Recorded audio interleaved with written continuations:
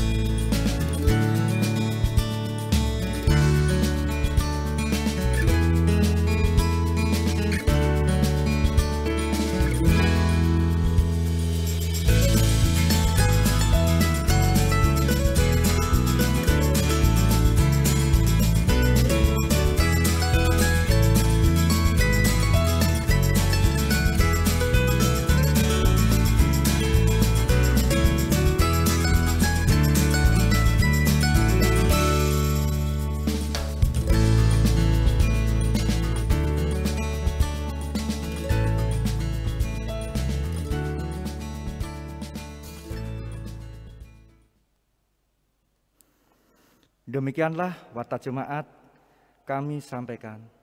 Terima kasih, selamat beribadah.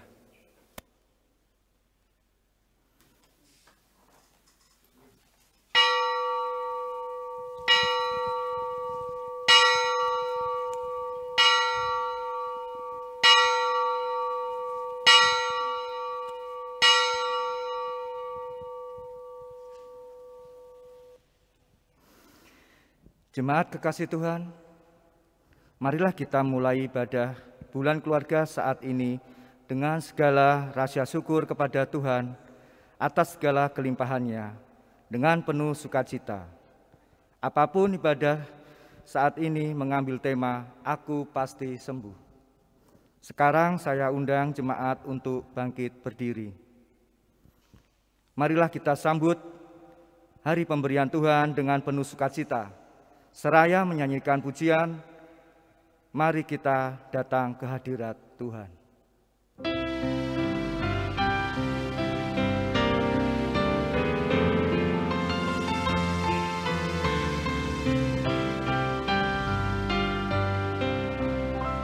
Mari kita datang ke hadirat Tuhan, menyembahnya dan memuji, karena berkat dan kemurahan-Nya membuat hati sejahtera dan damai.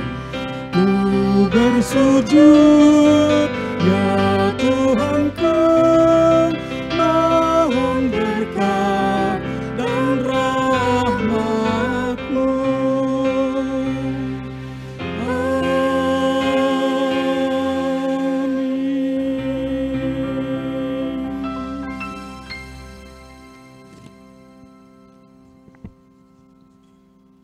Ibadah ini kita mulai dengan pengakuan bahwa pertolongan kita adalah dalam nama Tuhan yang menjadikan langit dan bumi, yang tetap setia untuk selama-lamanya dan tidak meninggalkan perbuatan tangannya. Amin,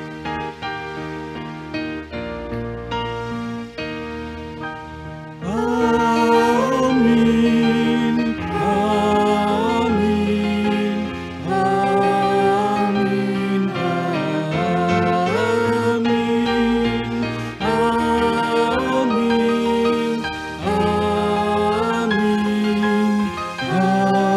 amin, amin, amin.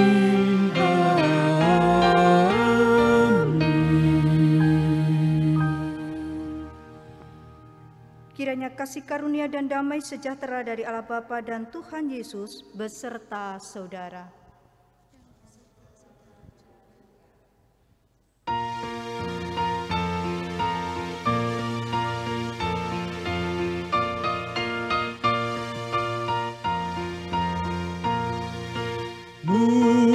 Muliakan Tuhan Allah, muliakan Tuhan Allah, muliakan pimpinannya dalam kasih sayangnya.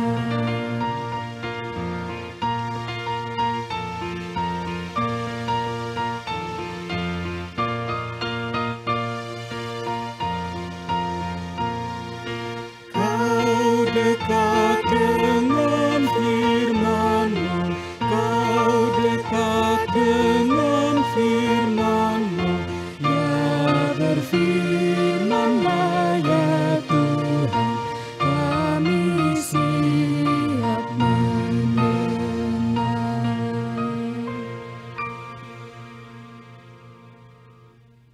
Saudara yang terkasih, mari kita mendengarkan hukum kasih yang diberikan Tuhan kepada kita, sebagaimana ada di dalam kitab Yohanes 13 ayat 34 sampai 35.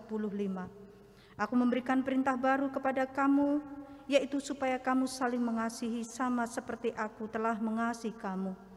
Demikian pula kamu harus saling mengasihi. Dengan demikian semua orang tahu bahwa kamu adalah murid-muridku, yaitu jikalau kamu saling mengasihi. Saudara yang terkasih, melalui firman Tuhan yang Tuhan nyatakan kepada kita di tengah-tengah perenungan kita akan kehidupan keluarga, maka marilah kita bersama-sama menyesali dosa kita. Dengan kita bersama-sama menyatakan perenungan kita akan keberdosaan kita, bila kurenungkan dosaku.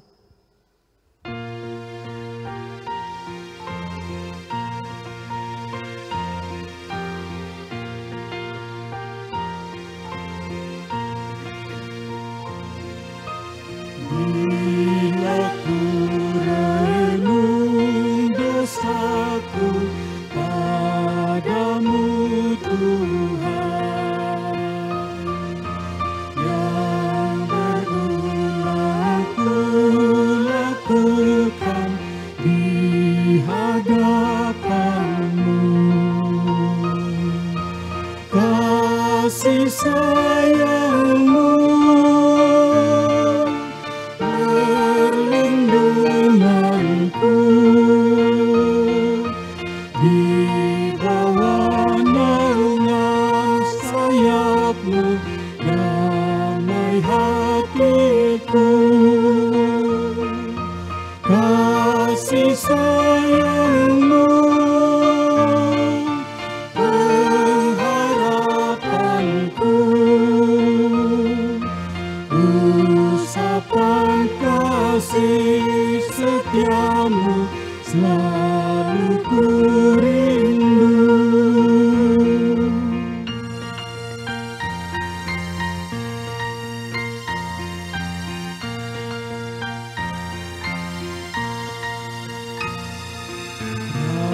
Perasaanku dan sombongku masih menggoda, iri hati dan benciku kadang menjelma,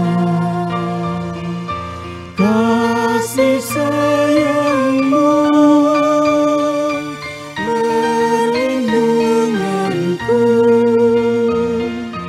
di bawah naungan sayapmu damai hatiku, kasih sayangmu pengharapanku, usapan kasih setiamu selalu ku rindu.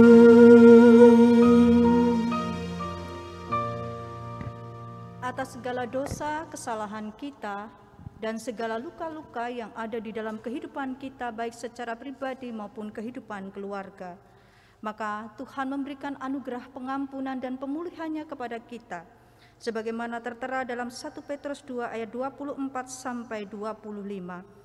Ia sendiri telah memikul dosa kita di dalam tubuhnya di kayu salib, supaya kita yang telah mati terhadap dosa, hidup untuk kebenaran.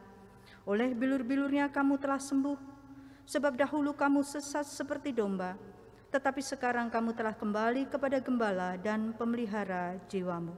Saudara, kita sambut firman Tuhan, anugerah Tuhan dalam hidup kita. Ku berbahagia atas anugerahnya.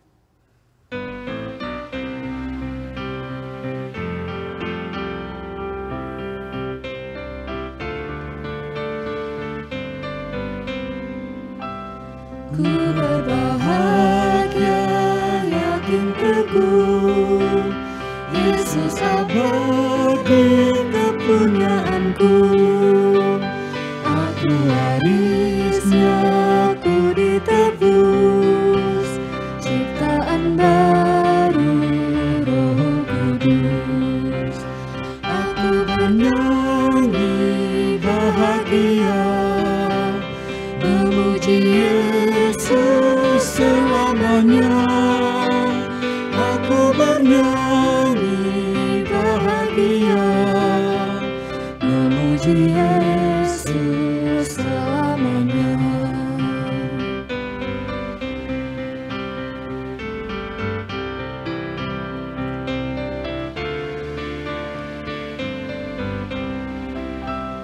Pasrah sempurna, nikmat penuh, suka surgawi melimpahinku. Agung malaikat amat merdu, kasih dan rahmat besertaku. Aku bernyanyi bahagia, memuji Yesus selamanya. Aku bernyanyi bahagia, memuji Yesus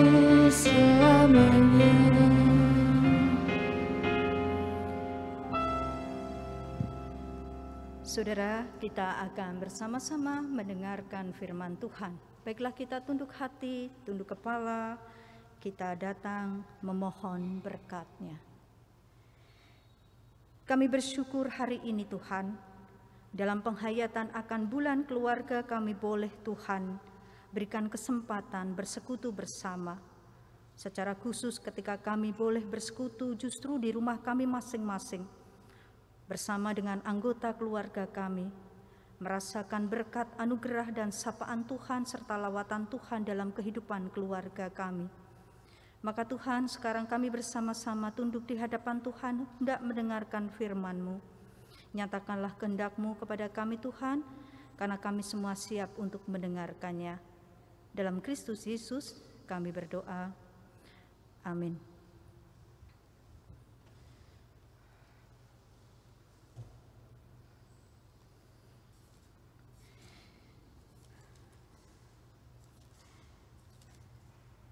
Bapak, Ibu, saudara-saudara yang terkasih di dalam Tuhan, kita akan bersama-sama mendengarkan firman Tuhan yang hari ini kita dengar bersama melalui kitab Injil Markus pasal yang ke-10.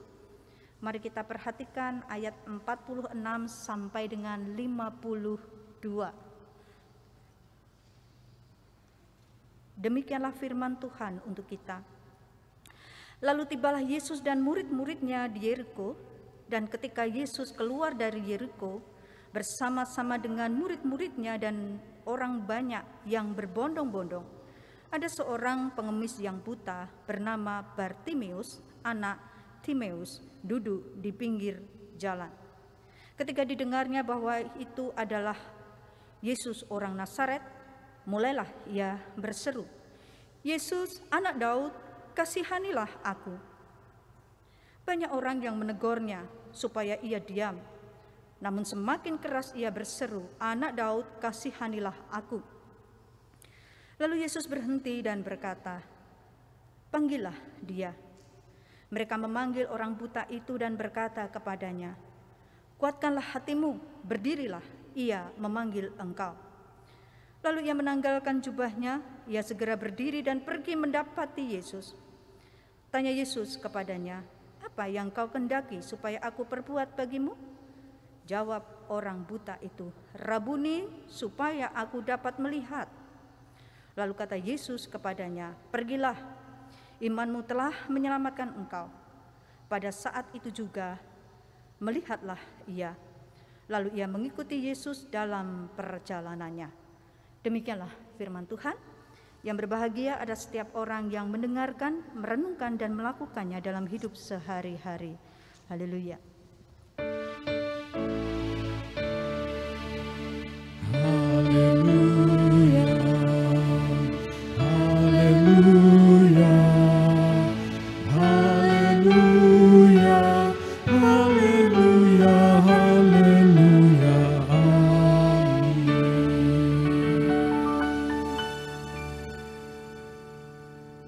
Saudara-saudara yang terkasih di dalam Tuhan, pengalaman terpapar COVID-19 maupun mendampingi teman-teman yang kebetulan terpapar juga merupakan berkat tersendiri bagi saya. Karena dengan demikian banyak hal yang boleh saya temukan. Dan sebetulnya harus kita akui bahwa penyakit COVID-19 betul-betul merusak dan membuat kita sakit, bukan hanya fisik kita, tetapi mental kita.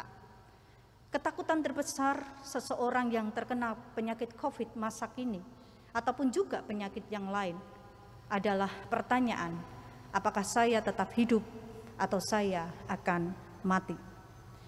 Mengikuti kecemasan, kegalauan dan kegelisahan dan ketakutan yang dirasakan oleh teman-teman dalam masa-masa isoman maupun pada masa dirawat di rumah sakit.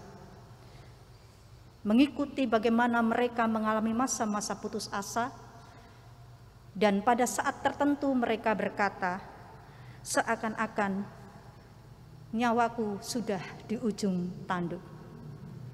Saudara yang terkasih, perasaan nyawaku di ujung tanduk bukan hanya terjadi secara fisik, bahwa terkadang dalam kehidupan keluarga kita seakan-akan kita mengatakan bahwa perkawinanku juga di ujung tanduk.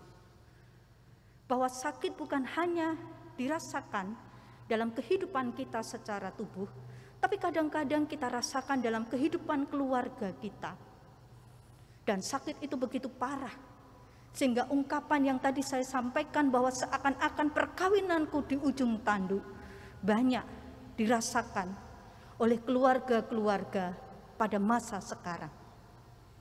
Dan ketika nyawa itu, nyawa keluarga kita, kehidupan keluarga kita di ujung tanduk, kadang-kadang kita merasa bahwa tidak ada lagi jalan keluar untuk menyelesaikannya.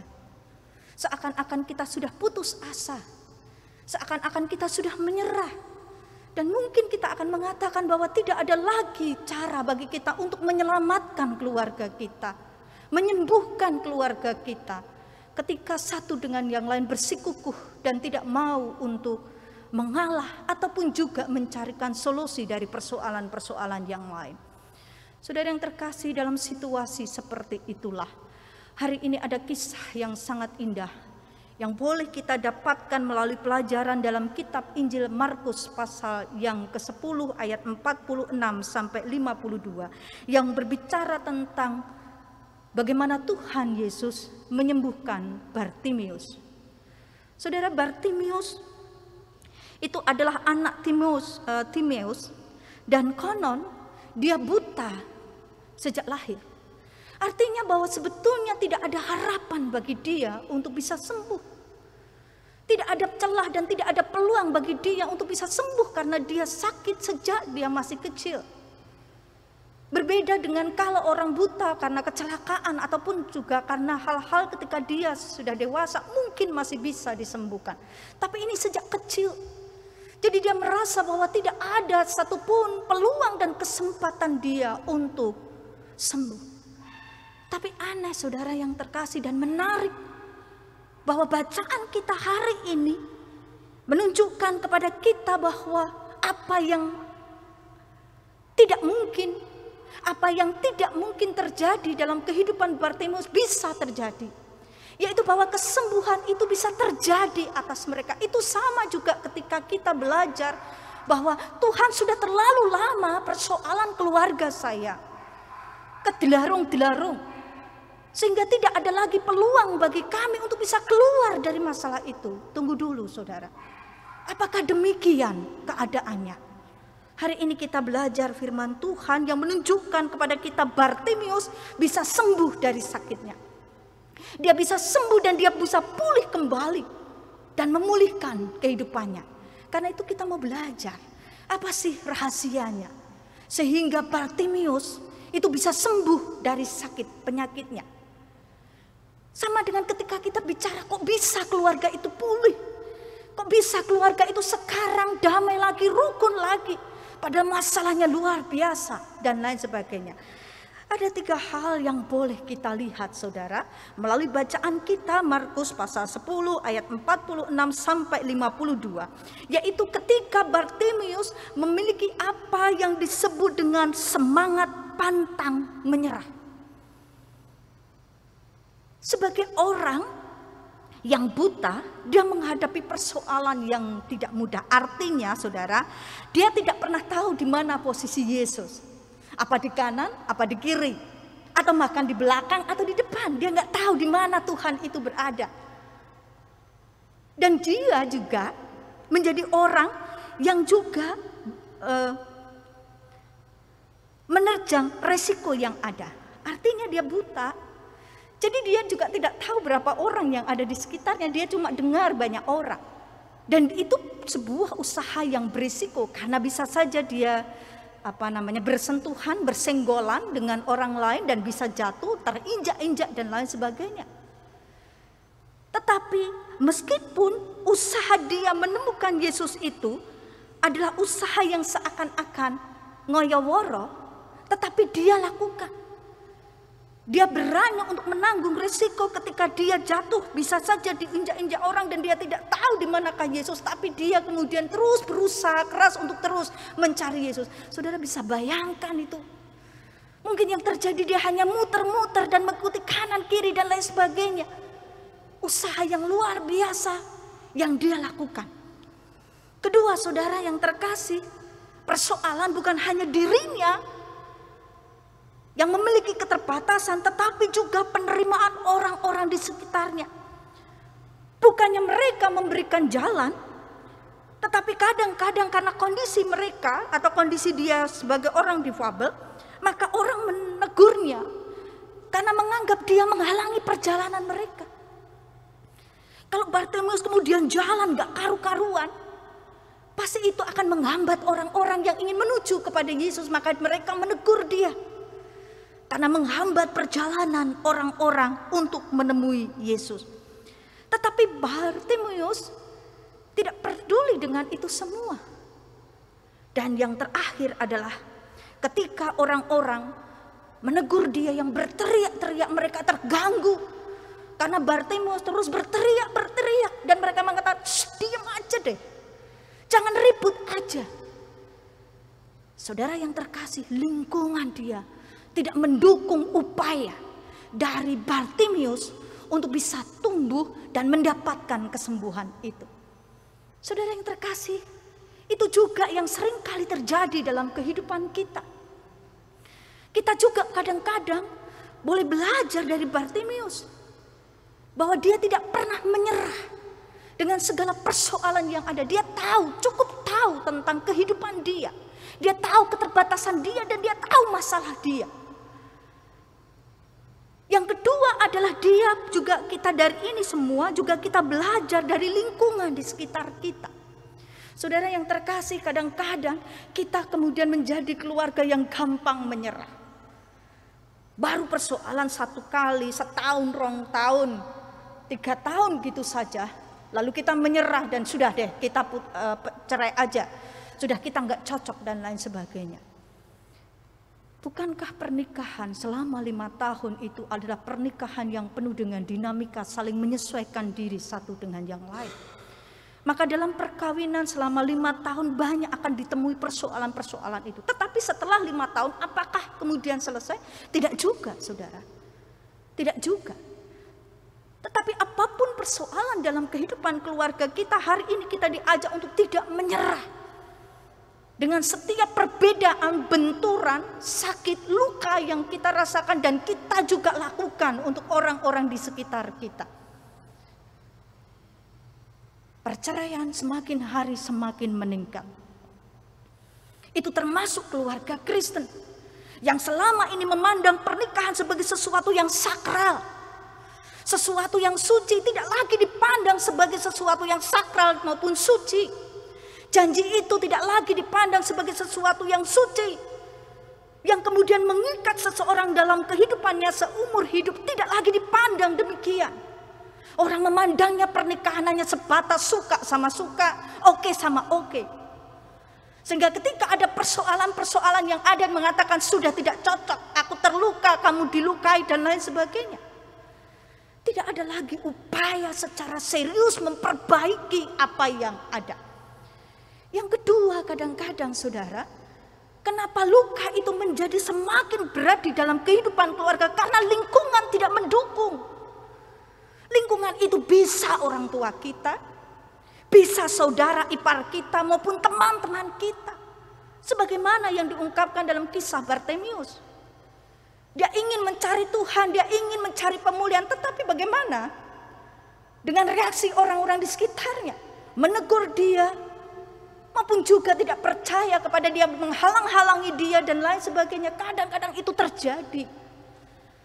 Bahwa kita ingin pulih tapi malah karu-karuan. Kenapa? Karena terlalu banyak orang yang turut campur dan menghalangi upaya-upaya yang sana gosok kini, pembenaran sana pembenaran sini, dan apa yang terjadi? Pusinglah. Keluarga itu tidak semakin baik, malah semakin runyam, tidak karuan. Yang kedua, saudara, mari kita belajar dari Bartimeus. Ketika Bartimeus bertemu dengan Yesus, dia tidak hanya menyebut nama Yesus dengan nama Yesus orang Nazaret. Ada kata khusus yang dia ucapkan. Kata khusus itu adalah Yesus anak Daud. Apa artinya Yesus anak Daud? Anak Daud artinya Mesias, anak Allah yang diurapi. Jadi Bartimius percaya bahwa Yesus orang Nazaret itu adalah anak Allah yang memiliki kuasa atas segala sesuatu. Dia memiliki kuasa membebaskan manusia dari penindasan, membebaskan manusia dari segala belenggu dosa, membebaskan manusia dari sakit penyakit yang ada. Dia memang seorang pengemis yang hanya duduk di pinggir jalan daerah Yeriko. Tapi dia juga bergaul dengan orang lain dan dia mendengarkan apa yang dikatakan orang tentang Yesus. Dan banyak kemudian dia dengar kisah-kisah tentang Yesus.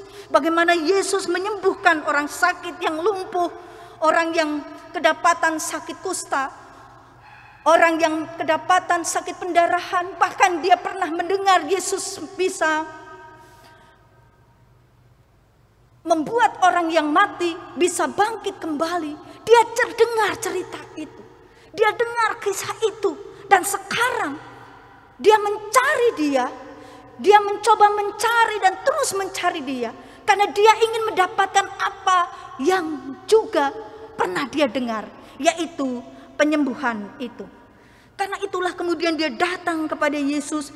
Dan dia berusaha untuk terus berteriak dan terus berteriak. Dengan menyebut Yesus anak Daud. Saudara yang terkasih, dari kisah ini kita bisa melihat bagaimana kekuatan iman dari Bartimius. Dia juga merasa bahwa aku mungkin gak bisa. Tapi begitu dia mendengar tentang Yesus yang mampu melakukan segala sesuatu, dia berusaha untuk itu. Saudara, ketika kita merasa bahwa persoalan kita tidak mungkin kita selesaikan, mari kita belajar dari Bartimius. Datang kepada Bartimius, mencari Tuhan, mencari Kristus, mencari kuasanya. Karena sebetulnya tidak ada sesuatu pun yang tidak bisa dilakukan oleh Tuhan Yesus. Termasuk memulihkan kita, baik dari sakit penyakit maupun juga persoalan keluarga kita. Asal setiap keluarga mencari Kristus, asal setiap suami mencari Kristus, asal setiap istri mencari Kristus, bukan mencari dirinya sendiri atau mencari pembenaran dari orang lain, tetapi mencari Yesus, maka kita akan ketemu satu titik sumber yang sama. Dan sumber itu adalah damai sejahtera dari Kristus. Karena itulah maka penting bagi kita pertama-tama dan terus menerus adalah mencari Tuhan dan mencari Kristus. Berteriak-teriak kepada Dia. Sampai kapan? Sampai Tuhan mendengar kita. Dan berkata seperti Bartimius, panggillah orang itu. Dan bertanya kepada Bartimius, apa yang kamu inginkan daripadaku? Bartimius datang dan mengatakan, aku ingin melihat Tuhan. Aku ingin dipulihkan. Aku ingin disembuhkan. Aku ingin keluargaku dipulihkan. Aku ingin keluargaku disembuhkan. Aku ingin luka-luka yang ada di hadapan kami dan diri kami dipulihkan kembali. Mengarahkan hati, mencari Tuhan, menjadi kekuatan bagi kita. Yang ketiga, yang terakhir saudara. Ketika Yesus memanggil Bartimius, datang kepada dia dan mengatakan, panggillah dia, apa yang dilakukan Bartimius? Apakah dia datang dengan segala keberadaannya? Tidak saudara. Kalau kita melihat ada kata penting dalam kitab Injil Markus pasal 10. Apa itu? Dia datang kepada Tuhan menanggalkan jubah. Saudara, kok sempat-sempatnya ya dia menanggalkan jubah ya? Gitu. Apa yang mau dikatakan dari kisah ini? Saudara, jubah adalah sesuatu yang dipakai orang untuk melindungi diri, memberikan kehangatan dan juga melindungi diri dari segala macam cuaca dan lain sebagainya. Jubah juga adalah sesuatu yang dikenakan oleh seseorang yang juga menunjukkan status sosial seseorang. Kalau orang itu kaya, bangsawan, atau dia pejabat gerejawi atau pejabat keagamaan pada masa itu pasti jubahnya bagus. Tetapi kalau di orang biasa, bahkan pengemis seperti Bartimius, maka jubahnya sederhana. Tapi jubah itu menunjukkan status, saudara. Kalau ada orang yang kemudian pakaiannya itu compang-camping dan lain sebagainya, kita mungkin sudah boleh, oh itu berarti wong randuwe, oh kui wong pengemis, oh ini begini dan lain sebagainya. Kalau bajunya keren gitu, wah kui mesti sugih dan lain sebagainya. Jubah bagi Bartimius bukan hanya alat untuk melindungi diri, tapi jubah itu biasanya dia keluarkan, lalu dia pakai untuk dia gelar, untuk tempat duduk dan tempat bagi orang berbelas kasihan padanya dan menjatuhkan koinnya di jubah itu. Jubah itu menjadi sumber rezeki bagi dia. Karena melalui jubah itu dia bisa meraup uang atau bisa mendapatkan uang untuk kehidupannya. Sekarang saudara, dia tinggalkan itu semua. Dia tanggalkan jubah itu. Apa yang mau dikatakan kepada kita? Sekarang ketika dia datang kepada Tuhan, dia tidak menggunakan jubah itu. Dia datang dengan keberadaan dia. Yang kedua, dia datang kepada Tuhan untuk meninggalkan semua yang ada termasuk kehidupannya. Sekarang dia mengarahkan hati untuk hidup kepada Tuhan dan mengatakan, sekarang hidupku hanya untuk Engkau. Sekarang sumber hidupku adalah dari Engkau. Saudara, di dalam kehidupan pemulihan keluarga kita, tidak hanya cukup untuk percaya bahwa Yesus itu adalah kekuatan kita dan sumber untuk penyembuhan kita. Tidak hanya juga percaya atau kemudian berusaha keras untuk mendapatkan itu. Itu penting, tetapi dikatakan tidak hanya itu. Ada satu yang lagi yang harus kita perhatikan, yaitu bersedia menanggalkan jubah. Jubah itu adalah identitas kita, keakuan kita, status kita, ego kita masing-masing. Pemulihan bisa terjadi kalau kita mau menanggalkan jubah-jubah yang melekat, aksesoris yang melekat dalam diri kita. Dan kita datang kepada pasangan kita, kita datang kepada anak kita dan mengatakan, ya inilah aku. Aku tinggalkan jubah keegoisan, jubah kebenaran, pembenaran yang ada di dalam diri kita. Dan juga keegoisan yang ada di dalam diri kita. Kita tanggalkan semua itu. Saya datang dengan kejujuran, saya datang tanpa embel-embel, saya datang tanpa semua itu. Kadang-kadang pemulihan tidak terjadi dalam kehidupan keluarga. Karena apa? Karena kita menggunakan jubah itu, saudara. Kita itu ingin dipulihkan, tapi jubah keegoisan, kesombongan, rasa benar yang ada di dalam diri kita terus kita bawa. Dan ketika setiap orang, suami, istri, anak, orang tua, masing-masing menggunakan jubah keegoisan, pembenaran atas dirinya sendiri, yang gak gatok, yang gak akan mungkin terjadi pemulihan. Maka carilah bukan podo beneri, tapi podo lupute. Beranjak dari itu, maka akan terjadi dialog dengan baik satu dengan yang lain. Dia berusaha untuk menyerahkan Tuhan, semua sekarang saya tinggalkan, saya datang kepada Tuhan, ini aku dengan segala apa yang ada, mohon ampun kepadamu, biarlah Engkau sekarang memberikan kehidupan kepadaku, memberikan kelepasan dan penyembuhan kepadaku. Dan Yesus mengatakan, imanmu yang menyelamatkan keluargamu. Keyakinanmu, usahamu, ketulusanmu, dan kerendahan hatimu yang menyelamatkan engkau. Dan itulah yang dialami oleh Bartimius. Dia pergi mengikuti Yesus kemanapun sekarang dia pergi, sebagai wujud syukurnya atas pemulihan yang ada. Hari ini kita belajar banyak dari itu semua, sebagai satu refleksi tersendiri dalam kehidupan kita. Sehingga tema aku pasti sembuh menjadi satu semangat juang dalam pergumulan hidup kita secara pribadi maupun juga dalam kehidupan keluarga.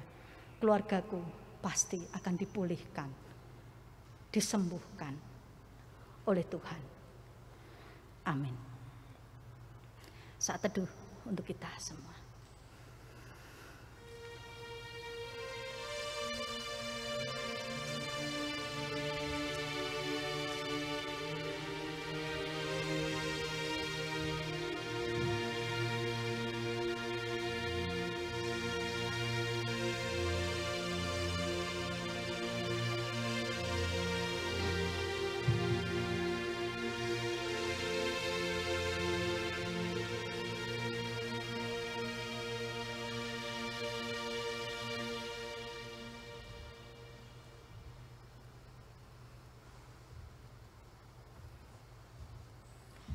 Saat teduh selesai.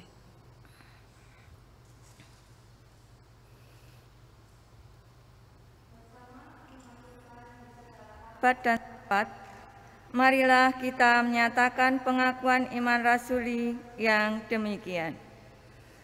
Aku percaya kepada Allah, Bapa yang Maha Kuasa, Khalik langit dan bumi, dan kepada Yesus Kristus, Anaknya yang tunggal, Tuhan kita, yang dikandung daripada Roh Kudus, lahir dari anak darah Maria, yang menderita di bawah pemerintahan Pontius Pilatus, disalibkan, mati dan dikuburkan, turun ke dalam kerajaan maut. Pada hari yang ketiga, bangkit pula dari antara orang mati, naik ke surga, duduk di sebelah kanan Allah, Bapa yang Maha Kuasa, dan akan datang dari sana untuk menghakimi orang yang hidup dan yang mati. Aku percaya kepada Roh Kudus, gereja yang kudus dan am, persekutuan orang kudus, pengampunan dosa, kebangkitan daging, dan hidup yang kekal.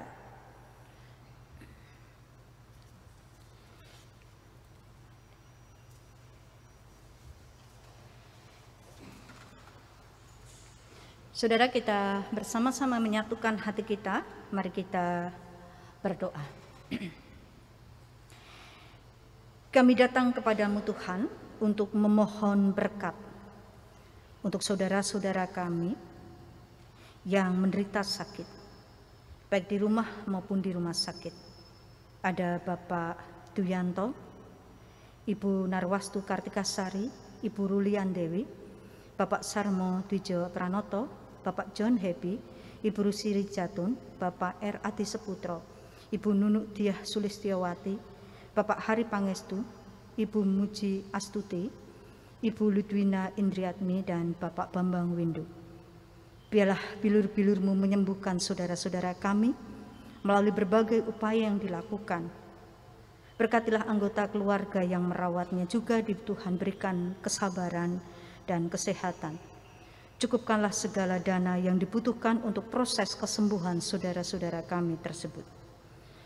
Pemulihan dari Tuhan, penyembuhan dari Tuhan, kami mohonkan atas mereka.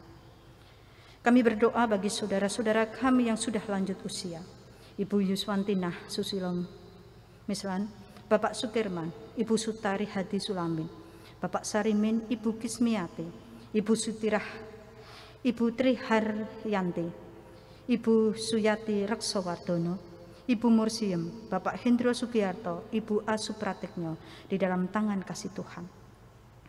Dalam usia lanjut mereka, hadirlah di tengah-tengah mereka, memberikan kekuatan dan juga damai sejahtera Tuhan tinggalkan atas mereka. Dalam masa-masa kesepian mereka, Tuhan hadir melawat mereka. Dan biarlah anak, cucu, cicit boleh menjadi bagian untuk selalu menemani saudara-saudara kami dalam usia senja mereka, sehingga beliau-beliau tidak pernah kesepian, karena Tuhan mengutus anak, menantu, cucu, dan cicit untuk selalu berada bersama dengan mereka. Kami datang kepadamu juga memohon berkat dan lawatan Tuhan. Tuhan berikan kepada saudara-saudara kami yang berulang tahun dalam minggu ini. Ada Saudara Aditya Kartikasari, Bapak R. Nur Cahyo, Ibu Bramasti, Bapak Pujoko, anak kami Maria Bella, Saudara Amos Albertus, anak kami Cindy Aletia Napitupulu, Bapak Yoel Dangu Uma Kalikula, Bapak R. Ati Seputra, Saudara kami Widiana Mustikasari, Saudara Kurniawan Dwi Atmoko, anak kami Sasandra Hayuning Apsari, Ibu Marta Soni Rahayu, saudara kami Renald Anselmo Putra, Bapak Adi Wijaya, Bapak Suryo Maharto, Bapak Martono, dan Ibu Perwira Wiyanti. Bertambahnya usia, biarlah mereka semakin dewasa, bukan hanya secara usia, tapi dewasa secara rohani dan iman mereka di dalam Tuhan, sehingga semakin hari semakin memuliakan Tuhan dalam kehidupan baik dan benar di hadapan Tuhan dan melayani Tuhan. Berikan kesehatan kepada mereka dan keluarganya. Berkati Tuhan jemaat Tuhan di GKJ Samirono Baru maupun juga jemaat-jemaat yang lain. Kasih sayang Tuhan nyatakan atas kami sehingga kami tetap teguh dan kuat membangun kehidupan keluarga kami, saling menyembuhkan dalam kehidupan kami dalam tuntunan dan penyertaan Tuhan. Kami mohon berkat-Mu untuk setiap rencana yang disusun oleh jemaat Tuhan di tempat ini dalam kondisi terbatas. Tetap berjalan, nama Tuhan dipuji dan dimuliakan, jemaat Tuhan dibangun. Kami berdoa untuk bangsa dan negara kami, biarlah Tuhan memberkati kami supaya kami segera keluar dan dapat menyelesaikan persoalan pandemi COVID-19, kami dapat kembali menata kehidupan kami. Karena itu Presiden kami beserta dengan aparat jajaran yang ada, Tuhan berikan roh hikmat dan juga kesehatan, sehingga mereka senantiasa dimampukan membangun dan membawa bangsa ini keluar dari persoalan-persoalan yang ada menjadi Indonesia yang lebih baik. Kami berdoa saudara-saudara kami yang pada saat ini atau beberapa waktu yang lalu mendapatkan bencana dengan gempa yang ada. Puji syukur bahwa semua dapat dilewati dengan baik, baik korban, jiwa maupun juga harta benda. Tuhan kiranya berkenan untuk menolong mereka dan memulihkan mereka kembali. Inilah doa kami Tuhan, kami pinta semuanya di dalam satu nama yang kudus, Tuhan kami, Yesus Kristus. Amin.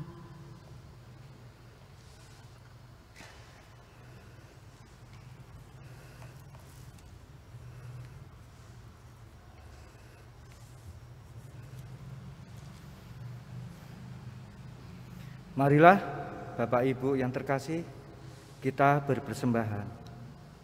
Pembacaan nat persembahan diambil dari Amsal pasal 3 ayat 9-10.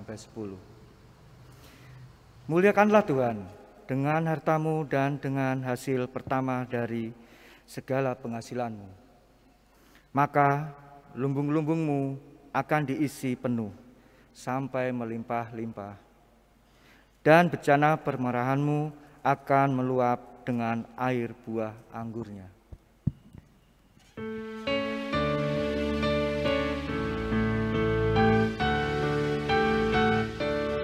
Aku suka membagi pada orang tak punya, agar Tuhan dipuji tiap orang di dunia.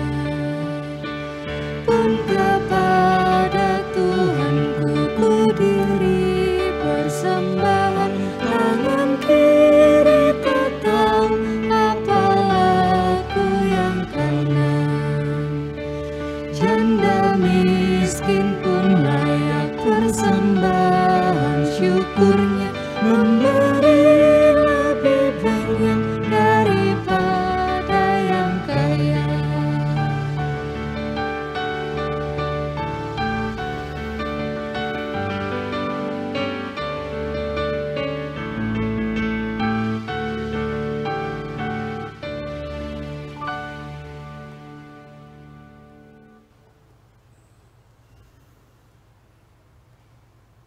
Segala ucap syukur hanya kepadamu Bapa di surga, oleh karena kasih karunia dan berkat yang boleh selalu kami terima dan nikmat hingga saat ini.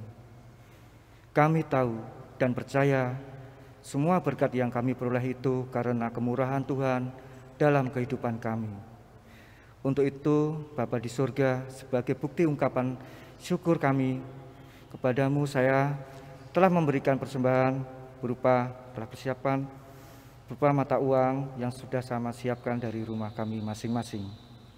Kuduskan dan sucikanlah persembahan kami ini, agar supaya persembahan ini boleh menjadi berkat buat pelayanan di gerejamu, dimanapun persembahan ini diperuntukkan dan digunakan.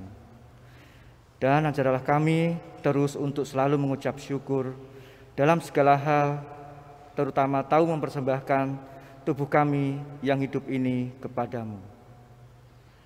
Apabila sebentar lagi kami akan mengakhiri ibadah ini dan pulang ke rumah kami masing-masing, kiranya Tuhan sertai hingga kami penuh kebahagiaan.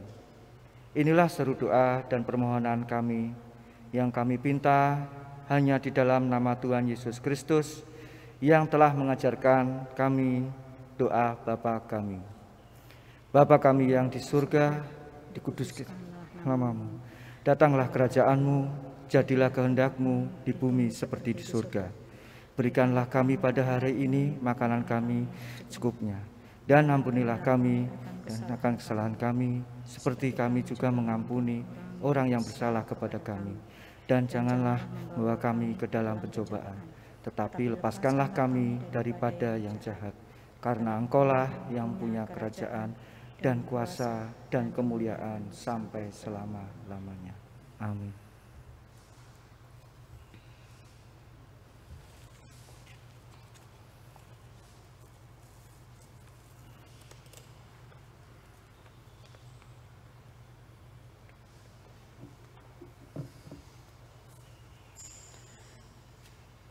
Saudara, marilah kita mengarahkan hati kita kepada Tuhan. Arahkanlah hatimu kepada Tuhan. Jadilah saksi Kristus. Terpujilah Tuhan.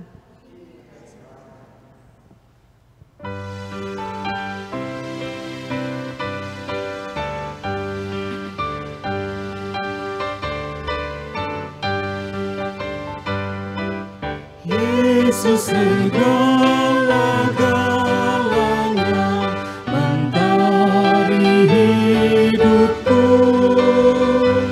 sehari-hari Dialah penopang yang teguh. Bila ku susah berkesan, aku pergi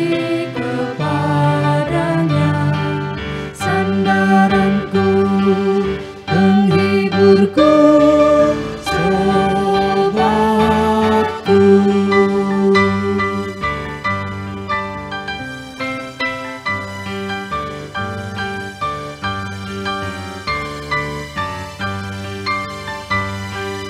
Yesus segala-galanya, setia padaku.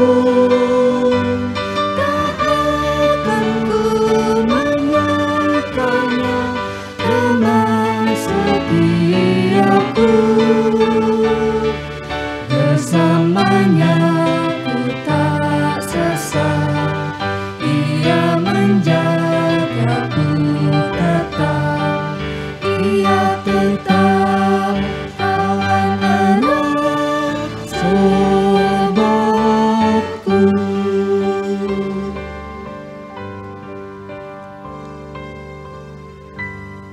Saudara, ibadah telah usai. Mari kita kembali ke tempat kita masing-masing untuk menerima berkat-Nya. Tuhan memberkati engkau dan melindungi engkau. Tuhan menyinari engkau dengan wajah-Nya dan memberi engkau kasih karunia.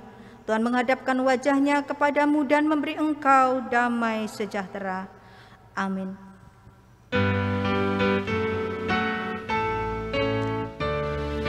Haleluya, amin. Haleluya, amin. Haleluya, amin. Haleluya, amin.